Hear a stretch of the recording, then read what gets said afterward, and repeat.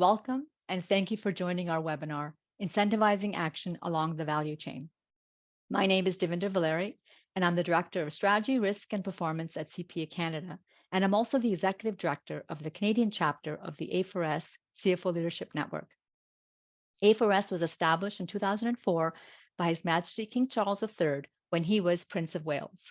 And the Canadian chapter was formed in 2017 in partnership with CPA Canada and A4S. The Canadian chapter, celebrating 5 years of operation, has recently launched its newest guide, Incentivizing Action Along the Value Chain. And this can be accessed on the A4S Knowledge Hub, as well as CPA Canada's Sustainability Resource website. A4S aim is to transform finance to make sustainable business as usual. Sustainability is becoming more integrated into organizations, but truly, sustainable business models can only be achieved by incentivizing stakeholders and communities along the entire value chain. Without the support of your organization's larger network of stakeholders and communities, net zero commitments are unlikely to be met. To effectively incentivize action on sustainability along the value chain, organizations need to collaborate and communicate across the value chain's matrix of interdependencies. By addressing sustainability risks and opportunities across the value chain, your organization can improve collaboration, identify efficiencies, reduce costs, and capture new opportunities. Finance professionals have a vital role to play in working with the whole value chain. The A4S Essential Guide to Incentivizing Action Along the Value Chain provides a framework to help finance teams. Finance teams can define and map their value chain and identify the significant sustainability risks and opportunities within it. They can identify and prioritize areas for action. Lastly, they can understand through examples how they can incentivize the integration of sustainability along the value chain and what levers they can use to incent. I encourage you to check out the guide and download it from the different websites. Before we get into our session today, I want to ask the audience a few polling questions to set the stage for our conversation. The first question, has your organization mapped its value chain? Please allow yes or no. Second question, to what extent does your organization engage with its value chain on sustainability? Fully engaged, to a large extent, to a moderate extent, to a small extent, or not at all? Please take a few minutes and answer the polling questions. All right. As stewards of long-term sustainable value, chief financial officers and their finance teams are integral to helping shape their value chains. I'm excited to introduce you to the 3 key leaders in this space. It's an honor to have with me today Marika Paul, who is the Executive Vice President and Chief Financial and Operations Officer at CDPQ. Marika is a member of the Canadian chapter of the A4S CFO Leadership Network and co-chair in helping us develop this new guide, Incentivizing Action Along the Value Chain. I'm also honored to have Patrice Impey. She is the Chief Financial Officer for City of Vancouver, the co-chair of the Canadian chapter of the A4S CFO Leadership Network, and co-chair with Marika in helping us develop the incentivizing action along the value chain. Lastly, it's a great honor to have Mark Hawkins. Mark is a strategic advisor, board member, former president and CFO of Emeritus Salesforce, co-chair of the A4S Advisory Committee, and a founding member of the U.S. chapter of the A4S CFO Leadership Network. I want to welcome the panel to this session today. Thank you for being here and giving time to the audience to this great session that we're going to have. We're going to carve it out that I'm going to ask questions of each. Each of you will have about 10 minutes or so to talk through a few of the elements, and then we'll open up to Q&A, if that's okay with the audience. All right, we'll start with Marika. Hi, Devinder. Hi, Marika. Marika, you are the co-chair of the Incentivizing Action Guide Along the Value Chain. You bring that investor viewpoint to the value chain conversation. And, CDPQ is a leader in many of these spaces. You have announced your climate strategy in 2021. One of the pillars in your strategy is the 10 billion transition envelope to decarbonize. Wondering if you can offer the audience some knowledge and insight around the transition envelope. How will it identify investments in the heaviest carbon emitting sectors, and how will it help them meet net zero? And lastly, in your talk, if you could please help us understand the role of finance and how finance is key to this conversation. Thank you, Sure. and I'll pass it on to you. Great. Well, let me take just a quick step back and talk about the role of the investor in the value chain, because I think it's important. We talked about this earlier. You'll see three different views on the value chain today, in fact. And as an investor, CDPQ is one of, for those who don't know, one of Canada's large pension asset managers. We manage about 400 billion globally in a variety of asset classes, from fixed income to capital markets to real estate and infrastructure. And we invest directly with large teams of investment specialists, and we have a very long-term view in order to generate the returns that our pension plans require. And so that long-term view means that we believe in the importance of sustainability to generate returns, identify new opportunities, and mitigate key risks. And so because of that, ESG is fully integrated into everything, of everything that we do to manage the various asset classes and the culture of our investment teams. And so we will start, this is important for everybody who's listening, because, we may be an investor in some of your businesses. We identify risks and opportunities at the very outset when we invest, so through our due diligence process.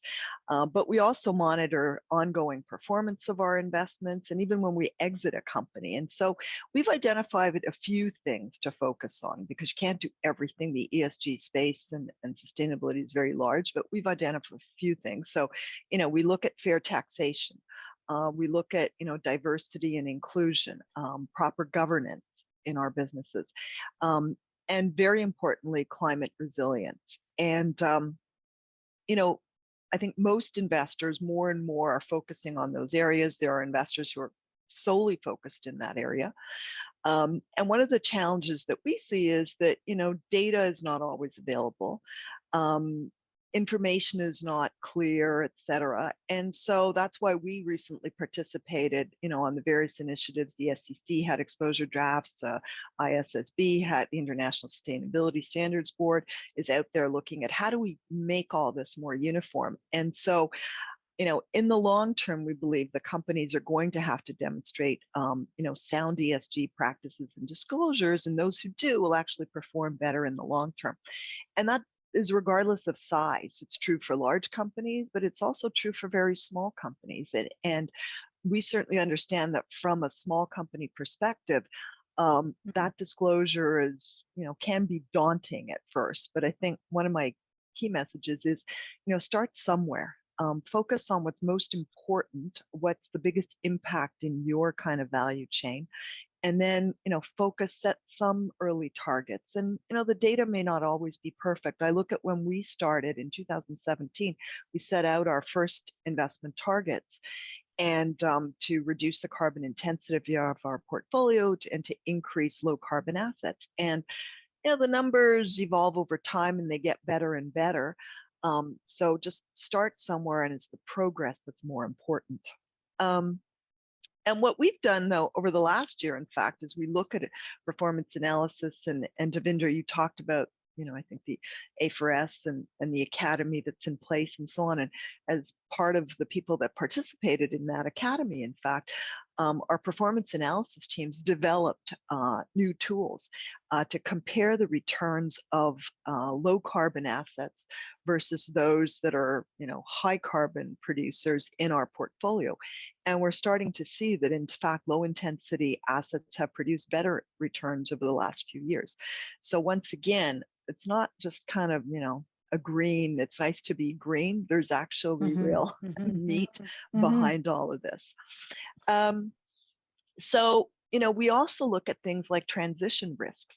We've developed tools there as well to look at what percentage of our portfolio could have transition risks attached to it. And so right now it's pretty low, but we expect that over the next 5 to 10 years, that will increase. So it's important for companies to look at things like, the demand for their product over time. We see businesses where, things are just going to change. People who produced batteries, et cetera, for our current, automobile fleets, well, they may not be the same types of products that you need in the future when you've got electric vehicles and things. So our business is fully aware. It's a pretty obvious example, but there are a lot of other things where stuff changes and evolves over time. So as an investor, we engage with all of our portfolio companies to make sure they're putting plans in place to limit those impacts. We use our shareholder vote to further change in companies, and we have discussions and raise awareness with the boards and management of the companies that we invest in as well. So one of the things you mentioned was, our climate strategy. We introduced it in 2017. We set out 2 targets. We said we were going to, reduce our carbon intensity, which means, how much carbon per dollar invested gets produced. So we set targets for that initially. And then later, we as well increased the carbon, set our goal to kind of, increase the low carbon assets in our portfolio. And as I said before, we set certain targets in 2017, and each year we've kind of been upping those targets as we see that we're able to do better. And in the end of 2021, we kind of updated our strategy, and that's where we introduced what you referred to as this $10 billion transition envelope. And the goal there was really to try and help companies, because we know that there are things that are very carbon intensive, production of materials, steel, copper, structural plastics, things like that, transportation, obviously, agriculture as well, fertilizers, methane emissions, and the whole electricity sector, how it's produced.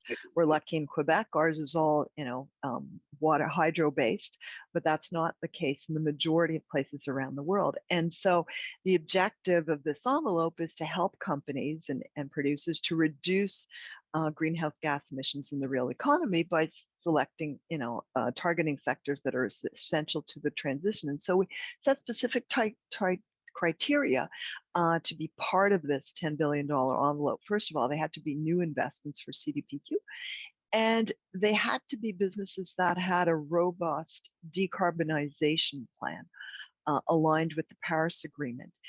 Because we understand, that's one of the big challenges. It's easy to say you should produce less carbon, but how do you actually get there? And there's a real cost to doing that.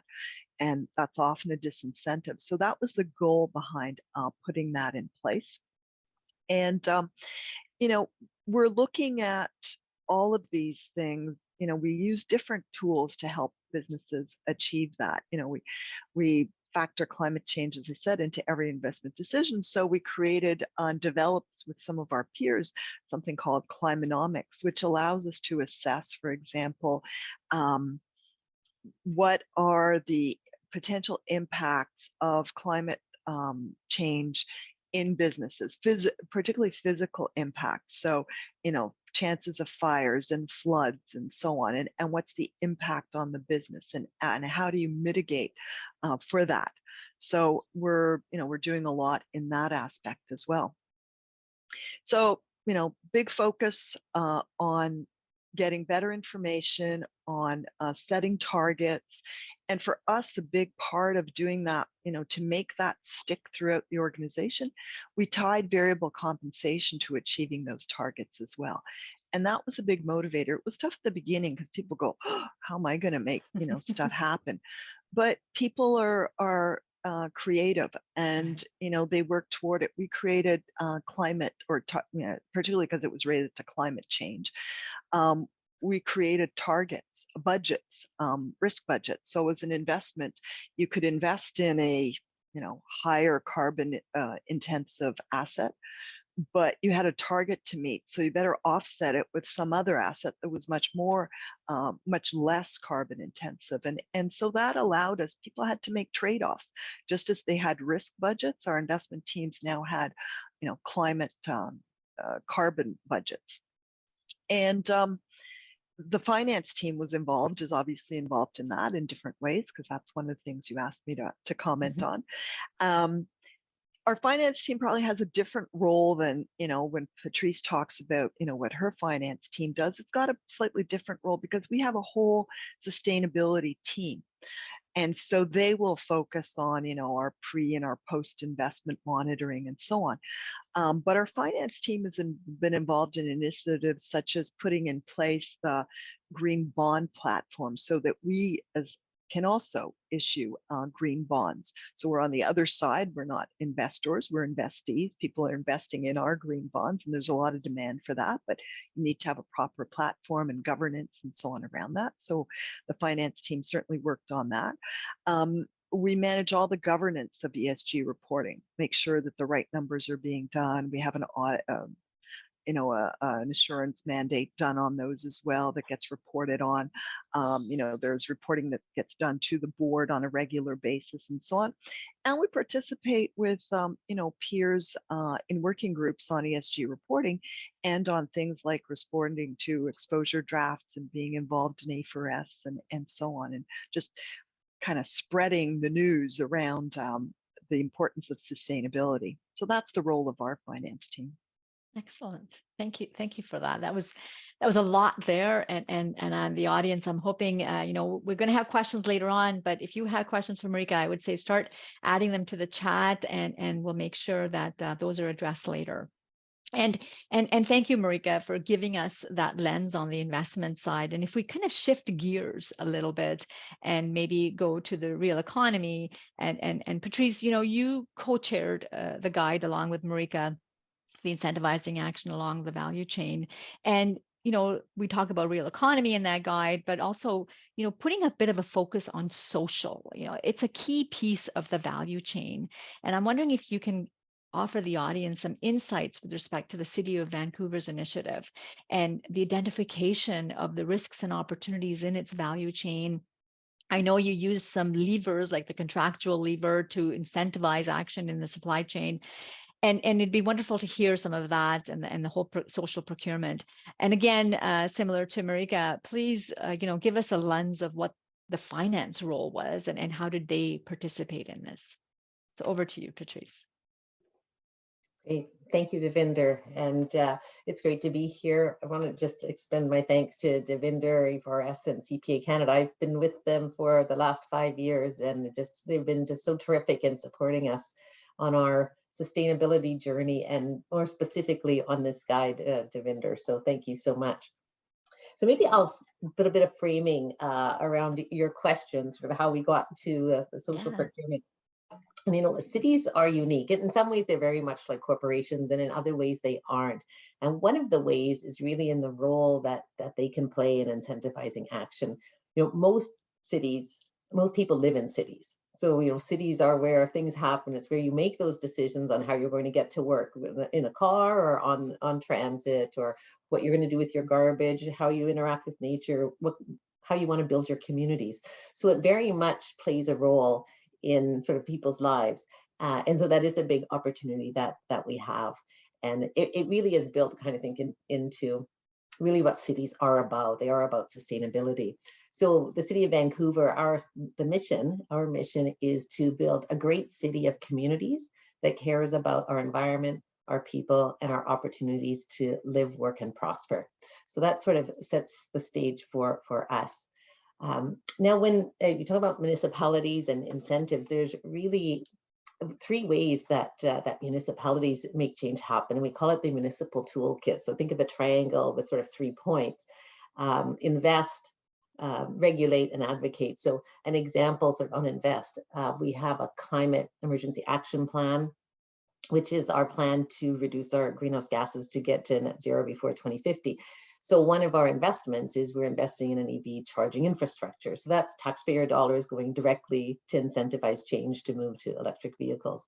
The other would be regulate, and that's kind of an obvious one where you change a building code, and going forward, all new buildings have, improved energy emissions, right? And just by making that change, it incentivizes changes in the city.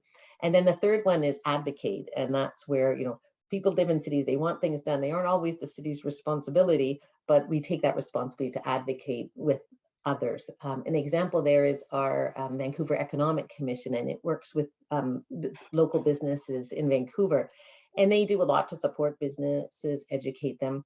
So they have a focus on the zero emission economy, and they're really working with businesses to help them adjust. And that's both sort of how do they adjust and reduce their emissions, but also how do they participate in this new economy and hopefully help by, they're, designing new business models, new innovations in order for us to get there, right? And so that's sort of a city's role in advocate.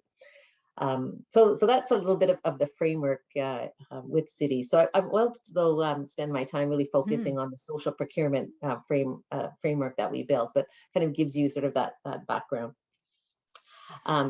So I'll talk a little bit about why we went about took this on, and then how, when we get into some of the specifics. And then I've got a few sort of tips from the team, and that's part of the guide on if you take this on yourself, some of the lessons learned. So first of all, on the why. Vancouver is a very diverse city, socially, ethnically. We are on the traditional territories of 3 of Canada's First Nations. But what we know is that there are a number of residents in our community that are not benefiting economically from living in the city as much as others. And so we wanted to address that.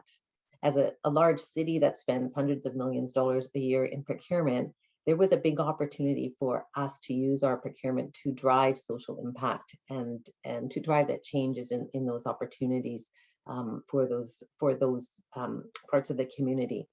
And what we know from research is that $1 spent in social impact has a multiplier effect. It creates $3 worth of benefit. So we have this big opportunity in the city to leverage our procurement spend, basically. So on the how we did it, we took a very analytical approach. And of course, being led by supply chain and by finance, that's not at all surprising. But it was also really important for this task that it be very data driven, that we did our research, we did our analytics, we really mapped out the value chain because it's very complex, and we needed the actions that we developed and for our framework to really focus on our local context. What works for one organization doesn't for the other. What were we really trying to achieve? And really building that business case to support that. Otherwise, we had a real risk of missing, the mark on this. So finance really played a key role in helping us with that data-driven analysis and that mapping and the business case. So maybe I'll just start. Let's just start by saying, well, what do we need to do? What's our goal here? And where we landed is that we wanted to increase the level of involvement of historically underrepresented groups. And for Vancouver, that's Indigenous, women, ethnic people of color, the LGBTQ community. And that was our focus. And then we looked at how do we do that in 2 ways. One was to increase the participation of vendors from those groups. So women-owned business, Indigenous enterprises, nonprofits, and social enterprises that work with those communities. So that was one, but that was a smaller group. We wanted to do more than that. So our second part was to really influence the entire vendor base to incorporate more diverse practices in their businesses. So those were our 2 approaches, or our 2 goals, and how we scoped that. Then to get started, we had to look at our vendor database, who are our vendors. We had to look at our spend, figure out how, what was that opportunity to bring those together. And then we implemented our framework, as you say, with this combination of really direct levers, these direct financial levers, which was primarily incorporating social ratings into our decision making on our procurements, but also indirectly this influencing the broader vendor database for change. So I'll talk a little bit sort of some of the more detailed hows and some of the actions that we took. So first, understanding our vendor base and our spend. We actually engaged directly in our existing vendor base. So we sent out surveys, we had a number of questions. We asked them to actually identify themselves as to whether they were a social or diverse enterprise. And that's where we started. So we created a database of our vendors, which we continue to enhance and develop as our vendor base changed as well. And then we looked at that alongside our spend to look for those opportunities where were the biggest opportunities within our procurement to make that change happen and engage those social and diverse vendors. And what we found was that the greatest opportunities were in really our small procurements, because most of these vendors were smaller there and really couldn't participate in our big construction projects, etc. So in some cases, we're kind of left out of a lot of our opportunities, and it's complex to do business with a city, right? So we really focused on those. How do we take those small procurements, simplify our process, and then we actually built into the decision making the ratings on social impact. So for those types of procurements. And then for our larger procurements, that's where we took a slightly different approach, and we really measured where they had leadership in equity and diversity, what were they doing and what were they doing to improve, and started to build that into our larger contracts. And then as we moved along, we found other opportunities. So for instance, in those large contracts, we also started to collaborate between these smaller diverse vendors and those large contracts, and got to the point where for some of our procurements, we actually require them to subcontract to those smaller diverse vendors. So there's different opportunities as you sort of move through the process and you get a little more knowledge. And then, of course, we needed to invest in information and knowledge sharing. So to make this work, both our vendors needed to understand this more, but also our staff. How is this going to impact? We work in a regulatory requirement on procurement, very specific rules. How is this going to work? So a lot of education for our vendors on how to do business with the city, if you're one of these diverse, smaller vendors, and for our larger ones, what those opportunities were and how they could improve their diversity ratings as well. And then for our staff, both our procurement staff, but our business, on what change this meant and how it was going to drive, an impact in the community. And then, of course, we did a lot of work around our tools, and that's really where finance also played a pretty big role, both in the data around understanding our vendors, understanding our spend, and then understanding what information do we need to help procurement to make those decisions on individual procurements. Where was the opportunity for social impact? How are we going to measure it? As well, of course, collecting the data, doing our reporting and our dashboards, and all of our tracking against our targets. And then lastly, we have a governance program in place, of course, to make sure this is really governed at the highest levels at the city, at our most senior leadership team, to make sure that all of our senior leaders are accountable to the success of the program. So maybe just ending with sort of what was the impact of all of this. So we did set ourselves quite an aggressive goal to achieve 50% of all our contracts, both in dollars and numbers, to be awarded to a diverse vendor by 2023, based on those two categories. And we're well on our way to the goal. We're not there yet, but by the end of 2023, we will be. But equally important was really using this initiative to inspire others for change. And I think that is maybe where some of the biggest impact happened, sort of engaging with our vendor community. And we're really seeing many businesses making diversity, equity, and social impact a priority through this, through this engagement. And a thing we found is awarding contracts to large companies and asking them to partner with these social and diverse organizations, sort of building that collaboration. We're finding that for them, that's a real branding opportunity for them, and they're actually taking that to other communities and offering that in other communities as well. So we are really seeing sort of that extending far beyond sort of our city borders. And as well, sort of sharing that with other municipalities and other public sector. It's always easier to build off somebody else's work and make it your own.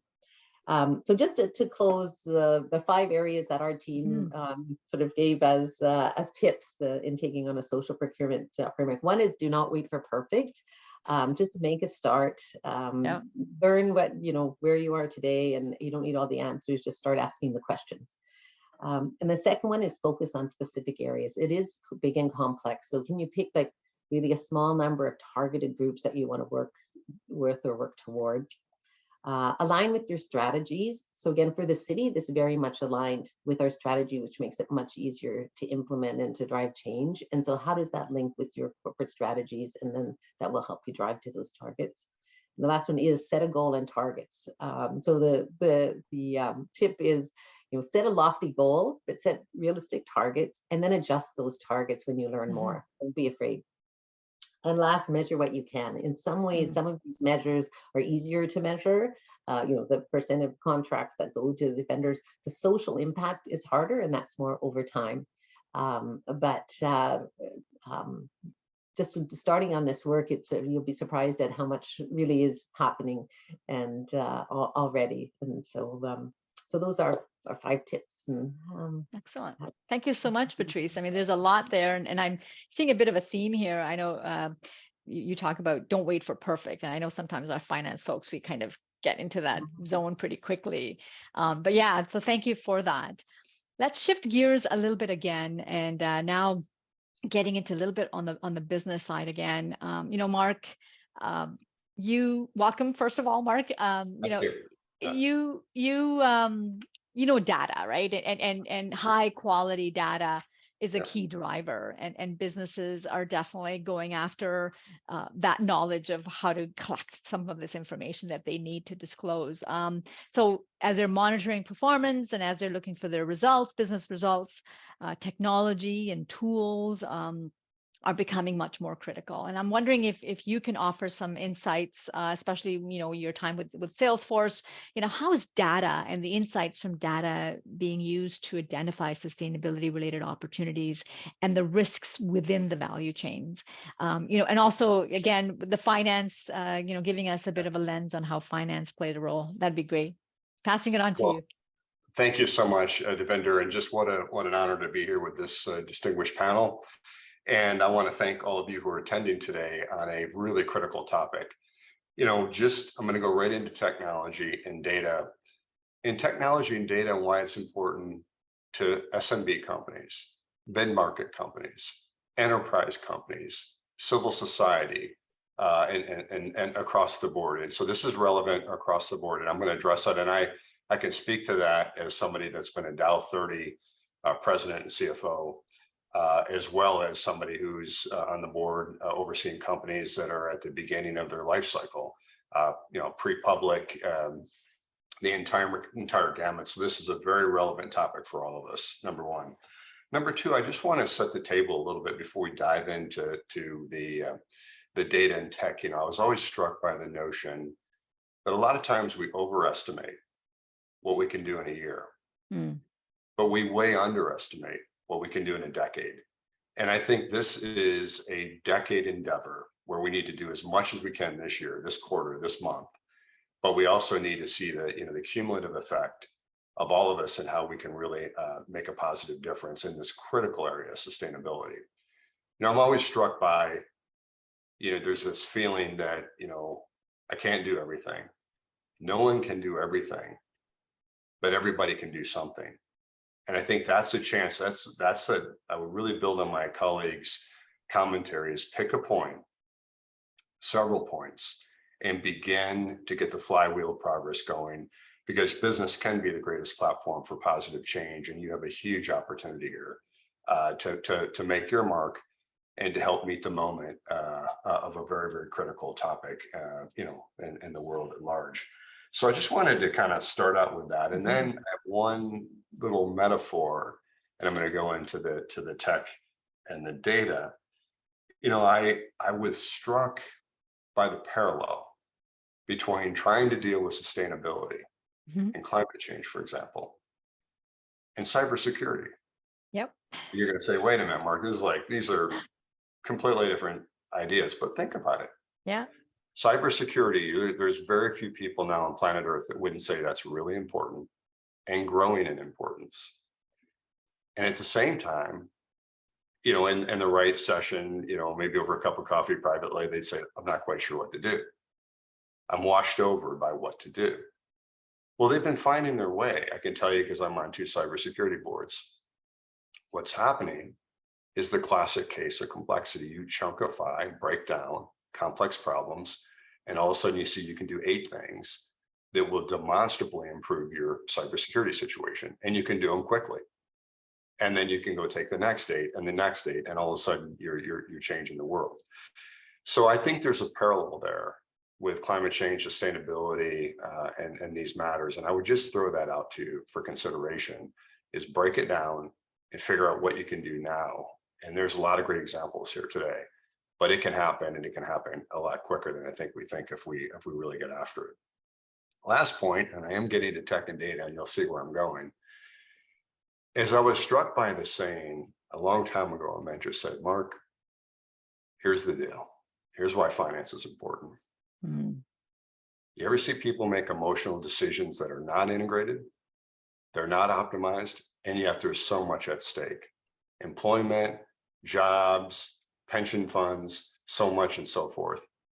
Like, the whole notion is, when you have the facts, good facts, you pound the facts.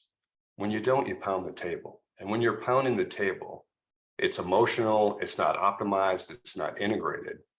And what we're talking about is pounding the quality facts to make integrated good decisions. And so finance plays a vital, vital, vital role here. So that is from my, kind of the tee up from where I'm going here. Now, as it relates to technology, I enjoy that. I joined in tech when I was 21 years old, and it's been quite a joy ever since. But what we want to speak a little bit about how we think about this, or how we did think about this, as during my tenure at Salesforce. One way to set the setting is, I love the dialogue of get started. I think it was said by Patrice, don't let perfection stop you from getting started. This is the 10th year since we had our stakeholder impact report. There was no real model 10 years ago. We put the best we could do, and we iterated. Better, never done. We kept progressing and iterating. And we asked Ernst & Young to come in 10 years ago. Said, we want somebody to audit this. We want this to be as good as it can get. And we learn. And you just keep improving and improving. And I'm proud to say that the Salesforce team is doing a great job on that. But that was the beginning of this ethos of wanting to have better data and more facts to make good decisions, integrated decisions. Well, where that led us to eventually is, we realized that, we were very, focused on green buildings. We were very focused on, black water projects to recycle water to make it, for the biggest commercial black water project in North America. We were very focused on everything we knew how to attend to climate change. But then we said, wait a minute, we're in the business of technology and data with Tableau. Hope you're all exposed to Tableau. It's a great product to use and understand data. We use Slack. It's a great way to integrate and collaborate around the world in a real-time basis and to learn and to iterate. And we looked at our Salesforce, core capabilities and said, we think we can do something with the net zero cloud. And so we came out with something out of a value and a desire to contribute more to society as well. And so the cool thing about this technology, it's an integration of several technologies I talked about, but we began to break it down. Remember I said chunkify things that seem like they're so complex. All of a sudden we said, well, we have buildings all over the world. Let's see how they're operating. Let's see the science of the building. Let's see the energy bill every single month and run it through the carbon accounting calculation that is audible and presentable, Marika, to financial people. That is a different idea. And that happens like clockwork being fed into net zero cloud. Let's take a look at our travel. That's a real stream of data that goes directly into the cloud. We're not waiting for some data to put this together. And you start to look at all the sources of scope 1 and scope 2. And then we start working with the vendors to have them provide their input for the scope 3 into, so we could get a much more realistic look at our carbon accounting, which helped us do what? Pound the facts. It helped us do what? Find anomalies where we can improve. It helped us to have a realistic understanding of how to do in this tool. Not only do you feed all your data in to the cloud and have it do the carbon accounting that is audible with all facts behind it, we also started to use a simulation capability there to see how fast can we get to our science-based targets. So we hit science-based targets in each of these different areas. We broke it down. There's real data. We had real baselines. We could see real progress or not, and then start to work with our vendors to do the same thing and cascade that and let that flywheel of none of us can do everything, but all of us can do something. What we realized is we can do more than our own operations that we were focused on for 10 years. We realized even in our product, we could go help in that way. And so technology is amazing. What can be done now, the speed of what can be done, the reliability of what can be done. And so the challenge is what needs to be done with policy, with process, with scope, those kind of governance matters. And so I would encourage you anytime, just to look at your own operation. 10 years ago, we didn't start with net zero cloud. Today, we're accelerating with net zero cloud, and the use of Tableau and Slack to further amplify with technology. But, I remember when I first started in finance, I was 21, and, the arc of speed was, let's get everything done by the quarter and we're really going to know what's going on. And then it said, well, let's get it done by the end of the month and we're really going to know what's going on. And let's get it done by the end of the week, and the years go by. And then eventually I told Mark Benioff that my vision was not about where the data was. I wanted to ingest every bit of data that Salesforce had every single day access to my mobile. That's not where I wanted to go. Where I wanted to go is applying AI for predictiveness going forward. And that is where the world's going. So the arc of speed is going faster. The need to get data is going quicker. Modern corporations are leaning into this. And I just think you and the audience are in the forefront of an incredibly exciting, impactful time. I've always felt finance is one of the best careers in the world. I think it's getting better and that way. So those are some of the things. And let me just say a couple other comments regarding that. When I think about incentivizing key targets, obviously it starts with data. It starts with targets, science-based targets. It starts with, values and vision. Do we want to participate and be on the right side of history on these matters?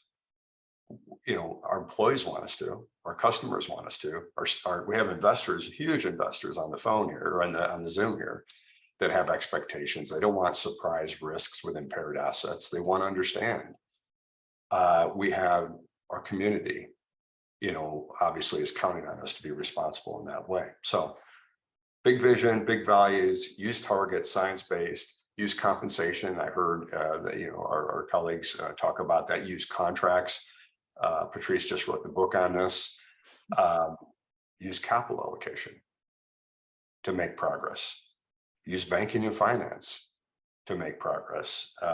Use recognition to make progress. And education. So these are things that I think about. And so my big thing at the end here is, again, it's getting beyond the understanding that there's an opportunity for finance and getting on to the activation of what is it that we're going to do today and tomorrow and so forth. So I think in the end, I think finance is so integrated into the decision-making. Finance wants to be business partners on what? On making critical integrated decisions. Great opportunity. Again, capital allocations. Who does the planning that is the kind of the book of record for a company? Finance. Who measures, what's happening? Plan, do, check, act, change the world. It was called the Deming quality cycle. Plan, do, check, act. Who does the plan? Finance. Who does the check? Finance. Against what? Real data. Operators need to act. And if you make progress, you can just continually drive that, that improvement cycle. So we're deeply there. And most every organization that I've ever been exposed to in finance wants to carry the torch of trust. The torch of trust of reliable, verifiable, factual information that people can count on.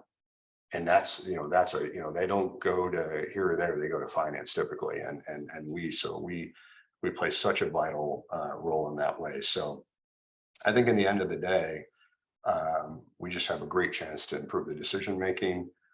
It's an exciting time to be in finance. It's an exciting time to have people really activate on what is an important topic in the world. So thank you for having a chance to chat. Excellent. Over to you. Thank you so much. Such insight there. And the the kudos you're giving on the finance side, I cannot say enough about it as well. So thank you for that, Mark. I greatly appreciate it. So maybe I'll open it up here. This is a chance for us to get some questions from the audience. You've heard great insights from Marika, from Patrice, and from Mark. They all offer different lenses. As you noticed, we gave you the investment viewpoint, talked about the social, the people viewpoint from the city side, and then the business and also data. So here's a chance for you to ask some questions. And I know there's a few that are coming through here on the chat. Oh, Patrice, we have one for you if we want to start with yourself. Patrice, very interesting. And I think you're doing the right thing. Devil's advocate question, though. How do we keep a balance between making the most of taxpayers' money versus being socially responsible? Being socially responsible may mean sometimes less service or value for money. Any thoughts around that? Yes, great question. And we asked ourselves exactly that. And you can imagine sort of the trepidation in our finance and supply chain groups. We think, okay, we're going to do this in the first question as well. How can we compromise value for money? And again, regulatory, we have a requirement to, to meet, to be competitive in our procurements. So, I didn't get into too much in my discussion, but it really is sort of an evolution. And it sounds like we were doing all these things day one, but we really started with what could we do that was just going to make this happen without impacting that, without a compromise. So again, I talked about these small vendors who they just didn't even bid on our procurements because it was too complicated. So simply by opening, finding out how to make our processes simpler, we could make it more available to these social and diverse vendors. So it weren't necessarily less competitive, just didn't participate or didn't, they were just growing as companies. So there is ways we could do to just make things more available to that group. Certainly, with the larger organization, what we started out was not right away putting it into our requirements. We started to flag, this is what we're looking for. This is what we're thinking. What are you thinking? This is part of that whole knowledge sharing and education to try and lift the vendor community so that it became, just where everybody was doing it. And then it wasn't a compromise. You know what I mean? So, so we really kind of helping them to grow. And then starting to build those things into our procurement requirements only when the market was ready for that. So that was really, it was this evolution piece. So it does take time, and that's where, really working with your vendor community and doing your market sounding and understanding where are the opportunities for social impact. So we started where there were ones, but then those opportunities become bigger over time, right? Excellent, thank you. Mark, I think the next one is for yourself. Do you use green energy for your cloud servers? Server providers, I bet they need a lot of electricity and cooling. Does that hamper your competitiveness or does it enhance it? Great question. A, we do 100% renewable. B, net zero achieved at scope 1 and 2. Scope 3, we're working with to make sure to raise the bar for all the suppliers. Also on the energy side, because that has an impact too, but 100%, that is our focus. And it's not just renewable and green energy, but it's incremental new. There's categories of taking on renewable and green energy, and we try to set the highest standard of the green energy that we're taking on.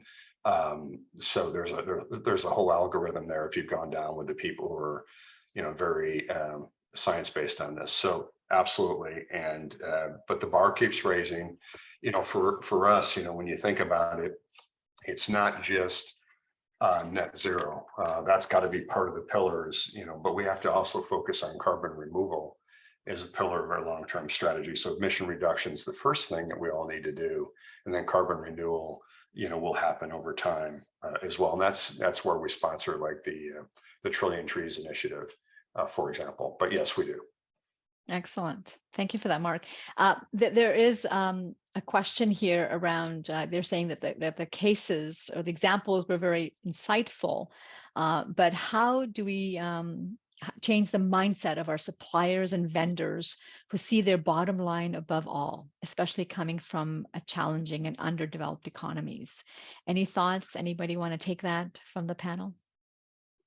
If I can just comment on that, I think that's part of why we've got a long-term view, because on a shorter term scale, it's easy to say, we're better off doing something that's cheaper or quicker or whatever else, but it won't be sustainable in the long run, right? And so we'll have to consciously make, and a lot of what Patrice said, it's to bring people along, make them more conscious of the impacts on a longer term scale. Climate change is all about that. I mean, it's making choices now that are hard, but if we don't make them now, longer term, the costs are way worse. And the impacts and so on. So I think it's very much making people aware, making those changes, and making a transition over time. You can't do it from day one to the next day. But for sure, they're hard choices to make. And the goal is that everyone has to contribute to those choices to build, sustainable communities and sustainable businesses and so on in the long run. So it can't be a very short-term view, because otherwise, yes, you get into that position where maybe you're making choices that you think are not economical, et cetera, but you have to look at it over on the long run. Exactly. I would build on that and say it sure looked ominous to go from steam to electricity. And all kinds of investments, and the economies that did that really prospered. Those that didn't, really didn't. Yeah. And this is not the first platform shift that we've made, but I think the point is fantastic. I also think there's role models in the world, for example, Tesla, that is actually putting out their entire recipe, their entire bill of materials, their entire process, and how they're building a car that's sustainable or more sustainable, and letting people compete on execution, but sharing knowledge that would have taken decades to develop. So these are other ideas to help advance, a global cause. Excellent. Yeah. There's a question here on SMEs, and I think this may be a good one for us to kind of touch on. They're saying SMEs, in my experience, are feeling overwhelmed about potentially being accused of greenwashing, as their journey will not start at the end, but the beginning. How can larger, I think it kind of got cut off. I don't see the rest of the question, but maybe I guess they're getting at, how can SMEs start, or how can larger companies support the SMEs, and how do we address some of the greenwashing or the sustainability washing that's out there? Maybe if that's what they're getting at. Any thoughts by anyone? I have some thoughts. I'll kick off. I think Patrice gave us a really good bit of advice, which is, if you wait for perfection, you'll do nothing. Disclosure cures all. Just make sure that we, don't market and amplify things that are bigger than they are, and to call out where we're at in the process of learning and trying to, make progress and get out there and be very, I think where greenwashing happens is, in my humble opinion, where people start to market something, but there's no substance behind what they're doing. When you put substance behind something you're doing and you're learning, it seems different. There's a whole lot of great materials out there that Standard & Poor's shares freely about how to do a true green bond. There's so many different things that are out there to keep you on the right side of doing the right thing. I love the question. I love the awareness and, again, torture trust kind of mindset.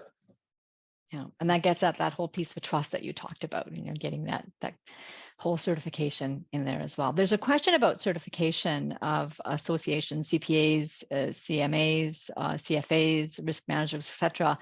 And they're asking, can we normalize sustainability into continuing professional education? And I think that is the key here. I mean, that is what we're trying to do. We are trying to create education and awareness. I know from a CPA Canada perspective, I can answer that.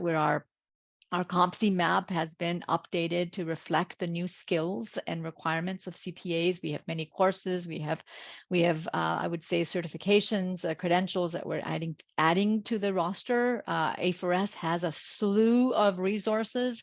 Even the Essential Guide is actually, this one that we just launched is a great tool to learn from. But the other essential guides that are in the mix are great tools, free tools available to you to engage further in this conversation. So I think maybe with that, we've got a few minutes left. I wanted to maybe open it back up to the panel a little bit and ask them if they have any closing remarks that they wanted to share. Maybe thoughts on how your company is working closely with the value chain, and how are you basically incentivizing action and ultimately reducing emissions. Maybe if you want to take a minute or whatever, just some closing remarks around that. Cap this off. Want to start with Mark? Oh, sorry. go ahead. Oh, Start Marika, with Mark. you can. No, I'm just gonna go with Mark and go the other way. No. Marika, please. Okay, we'll go with Marika. That's fine. Marika. I think for us, it's clear I think Patrice mentioned it as well, but sustainability has to be part of the strategic plan. So for CDPQ, we have kind of 5 major areas in our strategic plan, and they haven't moved that much over the years. And ESG is definitely one of them. So I think it has to be part of the strategic plan. And then you avoid the issue of greenwashing and all the rest. It's not a PR exercise. It's actually part of what everybody thinks and does every day. And for us, that's important. For us as well, it's the fact that we're using that to influence companies, the companies we invest in. So we're not going to invest in people for who this is not important at all. And for those who do want to do that and are finding it difficult to do, well, we're there as well to help them along, both financially in terms of expertise and so on. So I think for us, that's clear that we want to do that. And as I said before, you got to start somewhere. Doesn't matter where you start, it's the progress that matters. And we're also incentivizing all of our employees to take that seriously by obviously, it's serious for them because it's part of, the social mission of the organization, but also in their actual compensation. So it's top of mind always. Excellent. Thank you. I'll go to Patrice next. Mark, you'll be last. Just really quickly to add, certainly for the city, it's a big part of our strategy, kind of embedded in what cities need to be doing.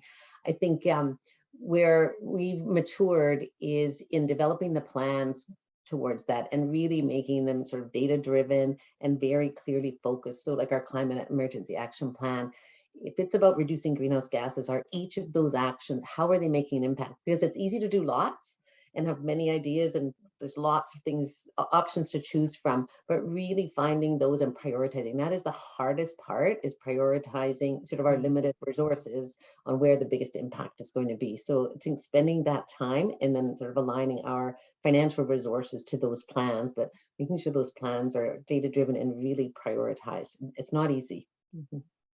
Excellent. Thank you for that. Mark, yourself. Yeah.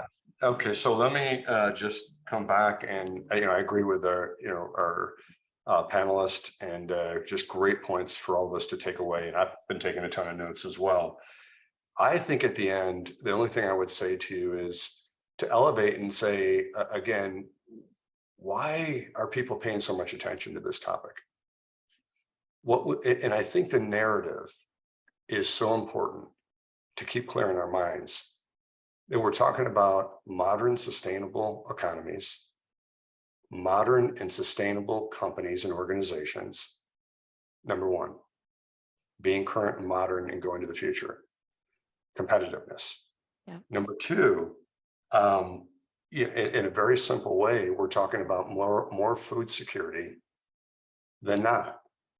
And you just have to play out the climate change and what that means. And you can see some of the impacts of that. That is important. And that's why this is on the top of the list of people informed in the world. And number three is geosecurity. These are basic issues: global competitiveness, company competitiveness, food security long-term, and geosecurity. You only have to look at what happened when 15 million people left Syria and the impact on Europe.